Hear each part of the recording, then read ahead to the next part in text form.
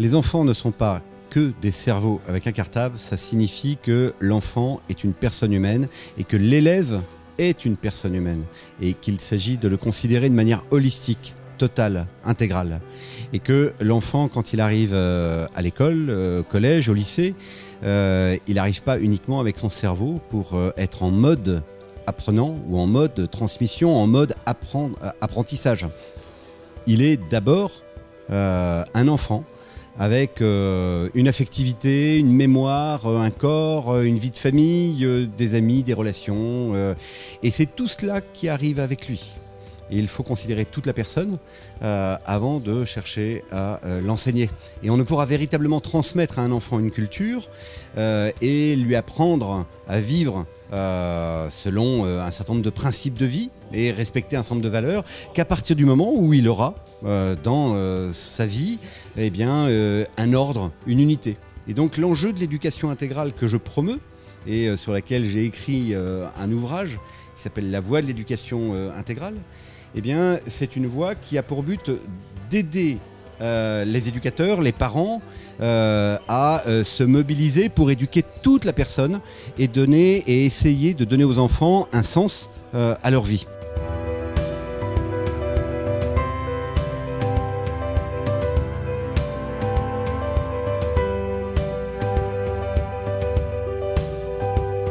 Le système éducatif français est en difficulté, voire dans certains territoires aujourd'hui en faillite. En faillite parce qu'il ne produit plus ce qu'il est censé produire, à la fois sur le plan intellectuel, sur le plan de l'intégration sociale ou de l'intégration professionnelle. Et quand je dis en faillite ou en difficulté, je veux dire qu'aujourd'hui, les lieux d'éducation publics ou privés sous contrat, dans de nombreux territoires de France, sont des lieux où les enfants sont déterminés à rester dans leur environnement d'origine culturelle sans avoir la possibilité de passer les étapes qu'ils passaient autrefois grâce à l'éducation. Il y a encore quelques décennies en arrière, eh bien, rentrer dans un établissement de l'enseignement public ou de l'enseignement privé sous contrat offrait la possibilité eh bien, de devenir eh bien, un cadre supérieur alors qu'on était issu d'un milieu ouvrier.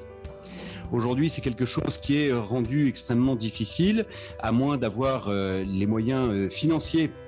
d'envoyer ses enfants dans les meilleurs établissements de France ou de l'étranger, à moins d'être soi-même installé sur un territoire plutôt privilégié. Eh bien, sinon, on est déterminé par l'environnement, le territoire qui est le nôtre. L'enjeu de l'éducation intégrale, l'enjeu de ce que j'essaye de promouvoir à l'échelle de Saint-Joseph Éducation, donc du réseau que je suis en train de monter,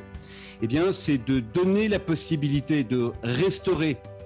les principes de l'éducation par la découverte ou la redécouverte de l'anthropologie holistique, c'est-à-dire une vision de la personne qui soit globale, qui soit totale, d'où cette expression que j'ai employée dans un entretien un jour avec un petit bonhomme qui se présentait à moi et qui était en apnée à l'idée de rentrer à Saint-Jean-de-Passy et de rentrer dans le bureau du directeur de Saint-Jean-de-Passy.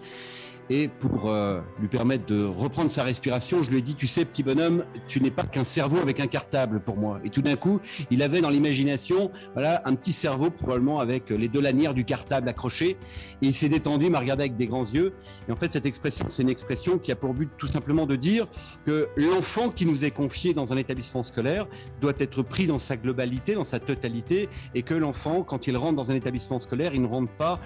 en mode éducation ou en mode apprentissage intellectuel, il rentre en mode Eric ou en mode Guillaume ou en mode Charlotte, il rentre totalement et rentre avec tout ce qu'il est. Et donc, soit on le considère avec tout ce qu'il est, soit on passe à côté de son éducation.